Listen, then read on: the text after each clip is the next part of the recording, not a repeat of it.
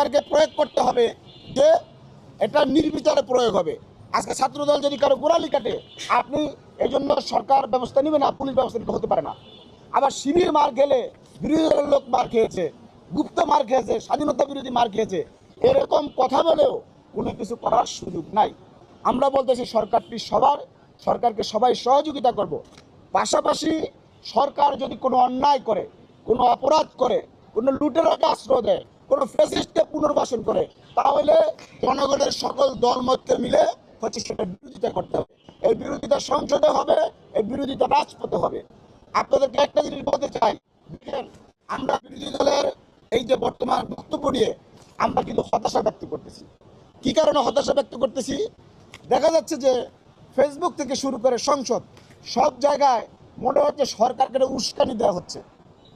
আপনি যদি একটা সরকার মাত্র 2 মাস ক্ষমতা আসছে, তাকে যদি বলেন তোমাদের পরিণতি হাসিনার মতো হবে, আজকে দেখেন তারেক রহমান 2 মাস ধরে প্রধানমন্ত্রীর দায়িত্ব পালন করছে।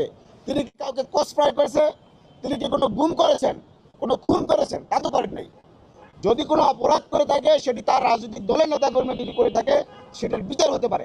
সরকার তো শেখ হাসিনার সরকারের মতো কোনো রাষ্ট্রীয় কর্মসূচি চালায় নাই যে বিরোধী দলের লোকদেরকে ধরে ধরে হত্যা করো, জেলখানায় পুরো ফাঁসি দেয়, এগুলো তো করে নাই। কিন্তু যদি না করে থাকে, তাহলে সেই সরকারকে আপনি কিভাবে শেখ হাসিনার সাথে তুলনা করেন? ফ্যাসিস্ট যদি সরকার না হয়ে থাকে, তাহলে সেই সরকারকে যদি আপনি ফ্যাসিস্ট বলেন, তাহলে কি সরকারকে উত্তেজিত করা হচ্ছে, সরকারকে উস্কানি দেওয়া হচ্ছে। এবং আমাদের প্রশ্ন হচ্ছে যে এই উস্কানিটা বিরোধী দল কি বুঝে দিচ্ছে, জেনে দিচ্ছে, নাকি এখানে অন্য কোনো ব্যাপার আছে? আমি আজকের এই সংবাদ সম্মেলন স্পষ্ট করতে চাই, আমাদের কাছে সুস্পষ্ট তথ্য রয়েছে।